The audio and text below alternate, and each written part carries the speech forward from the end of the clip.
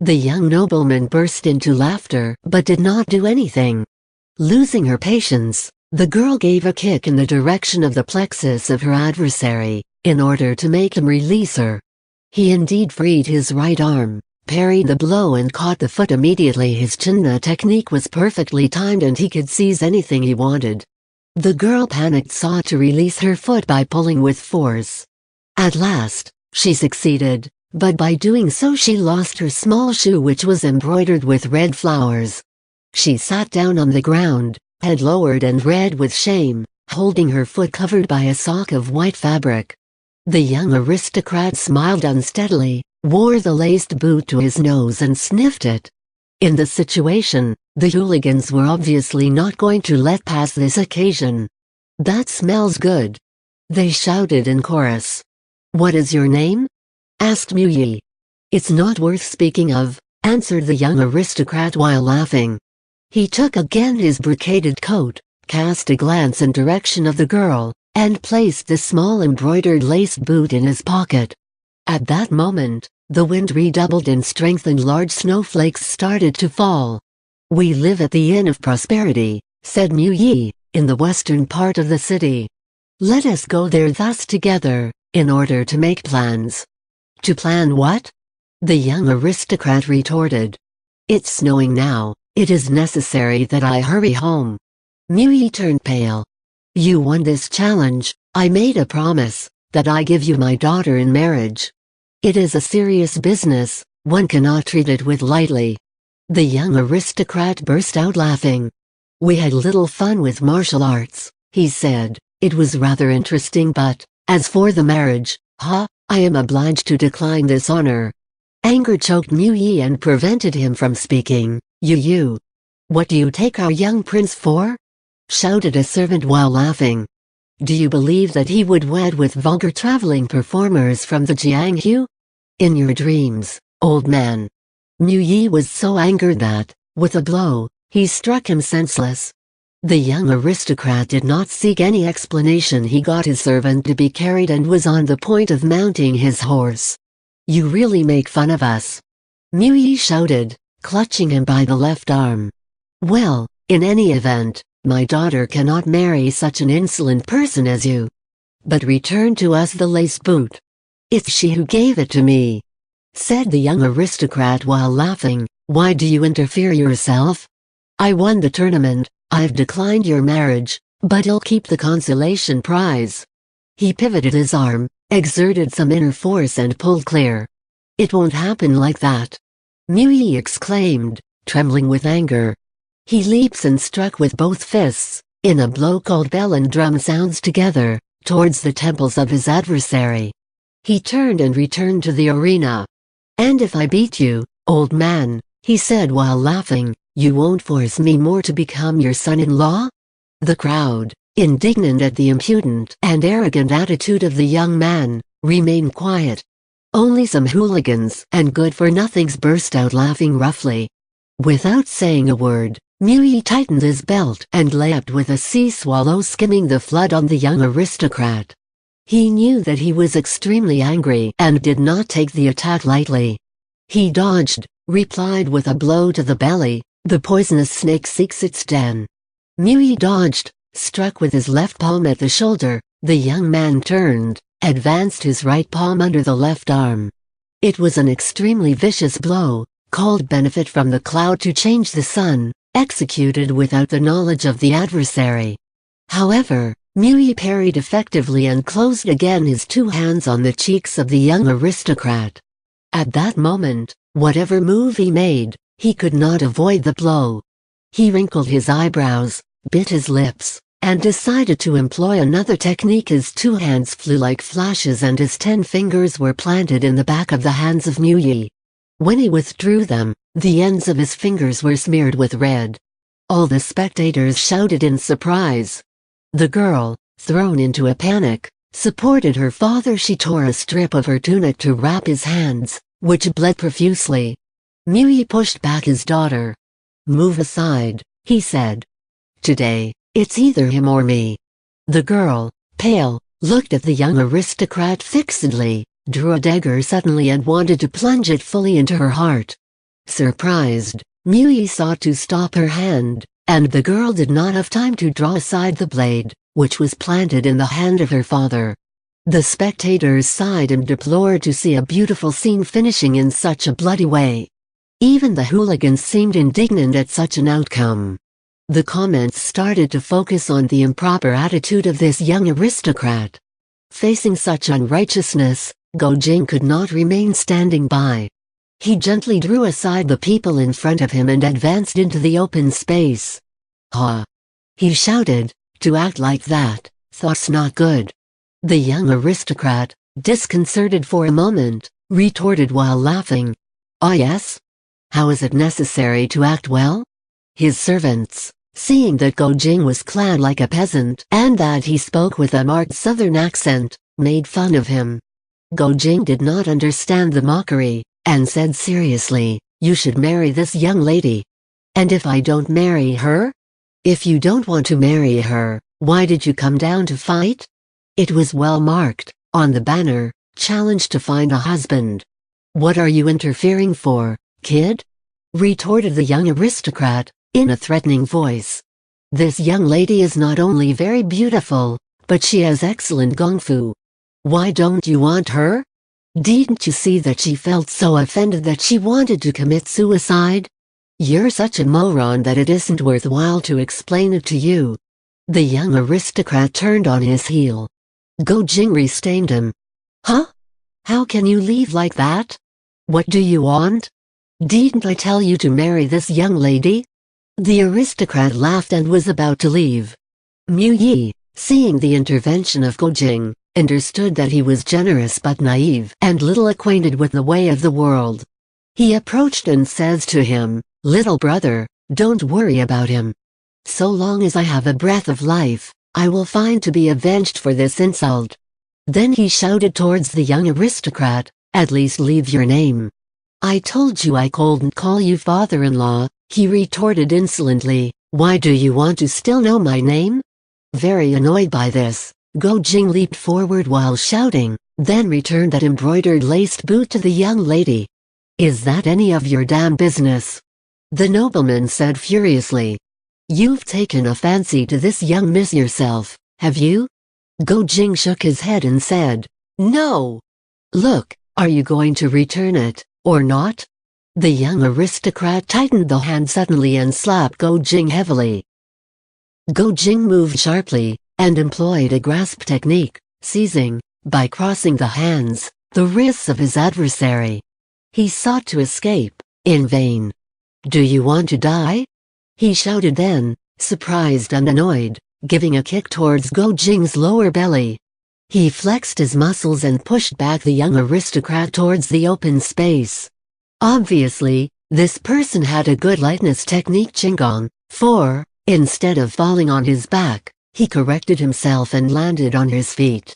He nimbly removed his brocaded coat and exclaimed, "You don't want to continue living, little idiot? If you've got guts, come and test yourself against me." "Why would I fight with you?" said Go-jing, shaking the head. "Since you do not want to marry with the young lady, return her laced boot." The spectators, seeing the intervention of Go-jing, wanted to see what he was capable of and didn't think that he would retreat. Some hooligans even hooted, "Talk without action, it's unworthy of a hero." For his part, the young aristocrat, having been caught by Go-jing, had realized that his gongfu wasn't insignificant, and especially that he had powerful internal energy. So he was happy not to fight. But, of course, he couldn't return the laced boot without losing face. He, therefore, gathered his coat and turned on his heel while laughing. Go-jing caught him by the side of the coat and repeated, "How can you leave like that?" The young aristocrat had a sudden idea. He cast his coat over the head of his opponent and struck two fists into his chest. Wrapped up in the coat, Go-jing could not avoid the impacts. Fortunately, he had practiced 2 years of orthodox Neogong with Mayu, so that these blows, although extremely painful, could not truly wound him. Pressed by danger, he launched successively, by changing alternate stances, 9 fast kicks. It was a skilled technique developed by Han Baoju, which had already enabled him to beat many enemies. Even if the disciple did not have yet the skill of the master, and even if these kicks were made while he was blinded, they disturbed the young aristocrat, who could avoid the first 7, but was caught by the 2 last fully in his chest. The 2 young men simultaneously leapt back. Go Jing, still amazed, got rid of the coat that hampered him.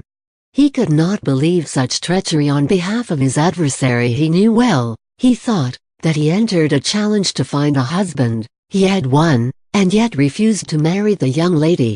Moreover, when I tried to reason with him, not only was it he who struck first, but he used a shameful trick. If I hadn't practiced Niagong well, he would have broken my ribs and crushed my internal organs. Being of a simple and frank nature, he had always lived with decent people, so that he did not know anything about the perfidy of the human nature. Even though during the last years, his masters had not failed to warn him against tricks and treacheries which one might meet in the Jianghu, he listened to them as one listens to stories, which could not remain engraved in one's consciousness as long as they had not been lived oneself. At that moment, he was at the same time furious and perplexed, unable to believe in the existence of such frauds. The young aristocrat, angered by the 2 kicks he had received, advanced, his fist raised, on Go Jing. He parried, but could not face the rain of blows which fell on him and fell down. The servants were filled with laughter. Their master puffed out his chest and said while laughing, "Then, you think you can play a deliverer of justice with your 3-legged cat technique? Go back home and tell your Shemu to give you lessons for 20 more years." Go Jing got up, breathed in deeply, and circulated his breath in his whole body so that the pain diminished. "My Shifu doesn't have a wife," he retorted. "Then tell him to marry one quickly." Go Jing was going to answer, "I have 6 Shifu, whose wife but did not have time." He saw that the other was going to leave, then advanced on him, his fist raised, while shouting, "On guard!" The young aristocrat dodged. Go Jing struck a left hook right at his face. The other blocked. They stood, their arms supported upon their adversaries, each one trying to use internal energy to overcome the other. Go Jing was a little stronger, his opponent had a better technique. It was difficult to immediately decide between them. Go Jing inspired deeply to concentrate its internal energy, while the other loosened its pressure, making Go Jing fall forward. He tried to re-establish his balance when he felt a stroke coming from his back. He hastened to avoid it, but, not having a strong basis, he stumbled. While falling, he took support on his elbow and rebounded. While spinning in the air, he threw a stroke of his left foot. Watching this fast and spectacular recovery, the crowd applauds. The young aristocrat moved away and attacked with 2 palms. One was a feint to disturb the adversary, while the other was the real stroke. Go Jing used then the technique to dissociate the tendons and to dislocate the bones. His hands fluttered in all senses, aiming the tendons and the joints on the whole body. Seeing the virulence of this attack, the aristocrat changed suddenly of tactic. He also started to use the same technique. Only, the one learned by Go Jing had been invented by Zhu Chong, the literate to the quick hands, and diverged from the orthodox technique transmitted by the masters of the Central Plains considerably. The 2 looked alike in their principles, but had some differences in the execution. One threatened with the index and the thumb the point food of the old man behind the wrist, the other tried to pick the joints of the fingers. But the 2 felt mutual apprehensions and didn't dare to go all the way, hardly sketching a movement before passing to another. Thus, after 40 or so exchanges, they still couldn't see who had the upper hand. Snow continued to fall, and a fine white layer covered the head and the shoulders of the spectators that surrounded them. Suddenly, the young aristocrat seemed to have an opening on his chest. Go Jing saw it immediately and tried to benefit from it by pointing his index on the point-tail of turtledove of his adversary. But he had some scruples when passing to the action. "There is no hate between us," he said to himself. "I can't use such a deadly stroke on him." He then deviated his finger and touched another point, what had no effect on his adversary. This one had the whole leisure to catch his wrist and pull him while making a hook foot. Go Jing lost the balance and fell once again. Mu Yi, whose hands had just been bandaged by his daughter, also watched the two. He saw Go Jing fall for the third time and understood that he was not of a size to face the insolent youngster, and he hastened to raise him from the ground. "Little brother," he said, "let it go. There's no point to stay any longer among scoundrels of this kind." Go Jing, that had seen the stars and was hurt already, felt the rage mount on his head. He moved away from Mu Yi and rushed on his adversary while increasing in strokes. The young aristocrat, surprised to see him to insist on it of the sort, in spite of the beating that he had just received, moved back 3 steps. "Don't you recognize your defeat?" Go Jing didn't answer and continued to attack. "If you don't stop," threatened the young aristocrat, "I am going to be obliged to kill you." "If you don't return the handkerchief," retorted Go Jing, "I will never finish with you." "But this girl is not even your sister. Why do you persist to want to be my brother-in-law?" To be the brother-in-law of someone constituted an injury on the capital. The scoundrels exploded to laugh while hearing it, but Go Jing didn't understand a drop of it. "I don't even know her," he said. "She isn't my sister." The young aristocrat didn't know anymore if he had to laugh or to be angry. Then in guard, he ends up saying, "Stupid." The two young people restarted to fight. This time, Go Jing appeared more prudent and didn't fall any more in the repeated traps that the adversary prepared him. In fact, from a strictly technical viewpoint, the gongfu of the young aristocrat was superior, but Go Jing never gave up and fought like a barbarian. He had good received some strokes. He always restarted to the attack with persistence, without renouncing. He had already fought like this when he was small, during the fights with the kids of the Duchess gang. Now, he had acquired more agility while learning the martial arts, but his way of fighting didn't fundamentally change since it was in his nature to fight with savagery, not taking note of the recommendation of his fourth Shifu unbeatable enemy, flee. In his mind, the more important formula had always been unbeatable enemy, insist. Except that he didn't realize it. The spectacle attracted more and more world. The place was completely cluttered. Wind and snow increased in intensity, but no one left. Mu Yi, because of his big experience of the streams and lakes, knew well that, if the fight continued, the crowds were going to attract the attention of the authorities and maybe provoke their intervention. He knew that it was better to not eternalize themselves there. Only, this young man had come generously to help them. He could not leave him alone here. But he felt very anxious. He raised the eyes and vaguely browsed the assembly, when he noticed, in the crowd, several individuals who seemed to belong to the world of the martial arts. He had been so concentrated on the fight that he had not even realized their arrival.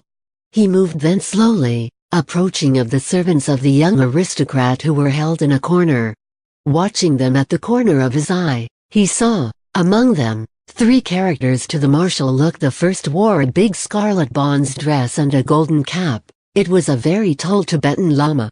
The second, medium-sized, had silvery white hair but a rubicund and beaming face, to the smooth skin as the one of a baby, without only one wrinkle. He was clothed of a long dress. One didn't know if it was a Taoist or a bonze. The third was very small, but his blood-injected eyes had a piercing look, and he carried a proud small mustache. The presence of these original faces astonished Mu Yi. He then heard one of the servants to say, "Supreme Virtuous, have the goodness to rid us of this stupid, please. If that continues and that it arrives whatever to the young princes, us other servants would be good for the gallows." Mu Yi shook hearing it thus. He thought, this scoundrel is a young prince. Effectively, if the fight continues, it could happen a misfortune to him. Apparently, all these people are experts belonging to the royal house, that the servants summoned here to lend assistance to the prince. The Tibetan Lama smiles without saying a word.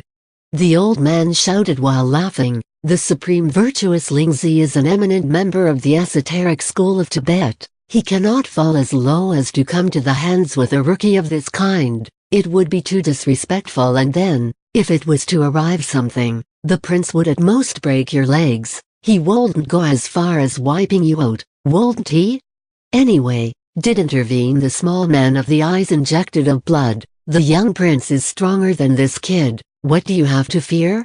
He was small but had a piercing voice. The spectators around them jumped while hearing it and turned around to look at him, but, nervous by his menacing look, all lowered the eyes immediately. Our young prince had such a hard work to learn all this kung fu, said the silvery old man. If he can't even make a demonstration publicly of it, he would be really frustrated if all these years of efforts were just wasted. If someone takes the liberty to go help him, he will be surely very vexed. Venerable Liang, says the small man, according to you, to what school the technique of palm of the young prince does belong? Brother Peng, did answer the old man, while laughing, do you want to put me to the test? The young prince has a technique of palm allying agility and complexity, that is indeed difficult to acquire.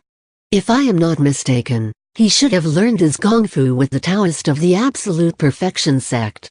Mu Yi jumped again. Would this inconsiderate youngster be a disciple of the Absolute Perfection sect? Venerable Liang has a remarkable eye, says the small man.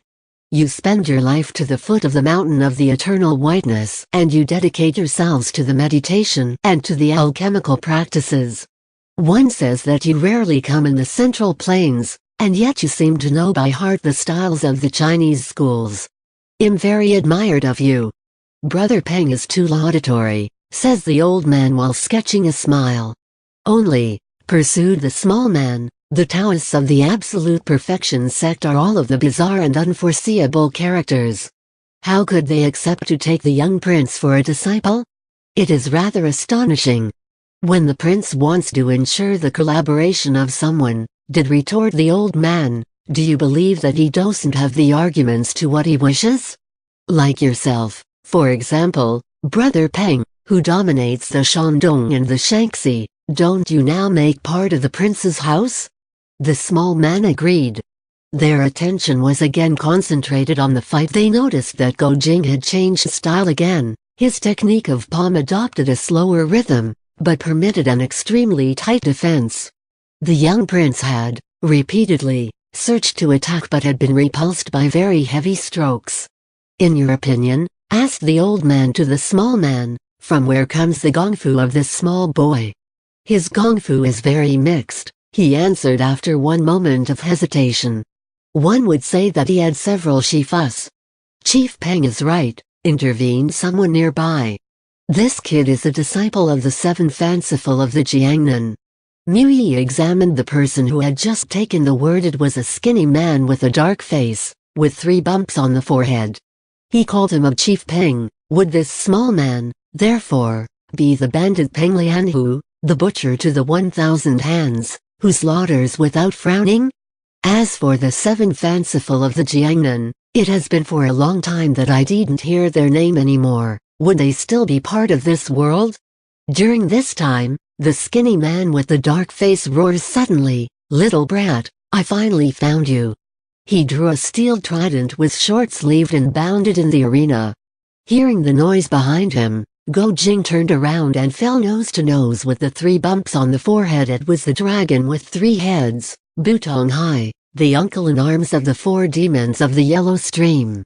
Surprised and worried, he hesitated, not knowing what to do.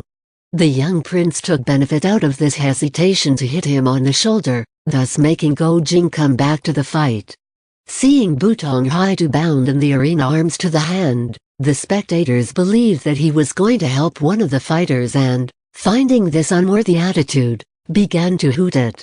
Mu Yi, that had understood that he was part of the royal house, moved forward, ready to fight him if he intended something against Go Jing, while being conscious that the enemy was superior in number.